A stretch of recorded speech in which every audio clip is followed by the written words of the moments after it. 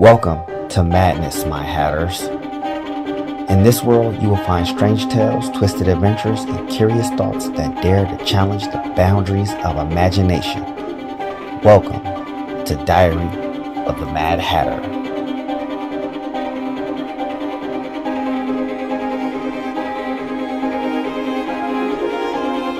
What's going on, my Hatters? So today I wanted to talk about this whole thing about the male loneliness epidemic, because something has been, it's been said a lot, it's been talked about a lot, and I just really wanted to put my own commentary on it, because I had a struggle with this a few years back.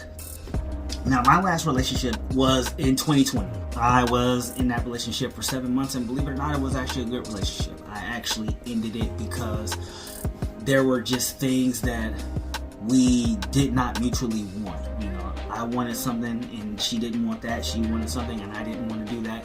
We just didn't find a compromise. We were at an impasse and we just parted ways. Who is in the wrong is up for interpretation. Obviously, the guys are going to say she was wrong. The women are going to say I was wrong. I don't care.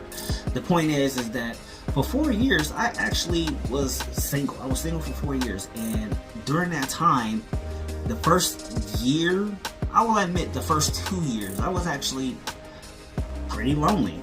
I was pretty lonely. I did not feel like I was loved. I didn't feel like I was wanted. I didn't feel fulfilled, right? I had this whole thing where it was just like, you know what, maybe if I just keep indulging the booty calls, everything will work itself out. And the truth is that I felt much worse afterwards. Like, believe it or not, there was just not enough sex in the world that could really fill that emptiness that I was going through. And it sucked. It really sucked. Now, in 2022, Gumball was born. So, for those of you who watch my channel regularly, y'all know who Gumball is. She's my baby. And quite frankly, I was pretty much distracted. Now, a lot of people will think, well, I just knocked up a random chick. I actually had a child with my ex. One of my exes. Not Princess and Munch's mom. It was a different ex. But I had another child. And over the course of the past 3.5 years, I have actually spent this time with this child, watching her grow, raising her, dealing with her antics. Gumball has autism, and I really do have to, have to keep my eye on her when I'm with her. She lives with me. I gotta really just keep an actual eye on her. I have to really give a damn about her. I have to really just, make sure that she's growing properly and doing everything a 3-year-old should be doing. And during that time, I was very much distracted from my own loneliness. I say that to say that is it an epidemic?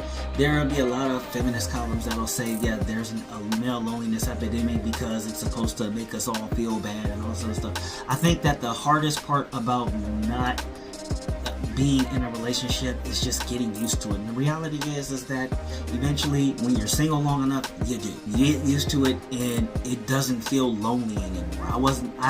I spent so much time being single at that point that I really had given up on relationships. I had gotten tired of looking for hookups. I got tired of trying to go through all of the dating apps, and I was actually invited to a mix-up from a Facebook page. It was a Sacramento Singles Facebook page. I got invited to go to a little mix-up thing where they did speed dating and all that stuff, and I didn't go. I didn't go because it didn't suit me. I'm the type of person who really doesn't like to touch grass. I do, because I gotta go outside every day. I work 2 jobs, for crying out loud. But I just wasn't interested at that point. At that point, I was just like, do I really want to go out and date? Because I'm not gonna be that guy that says the dating pool is trash, because if I'm being honest with myself, I don't believe that the dating pool is trash.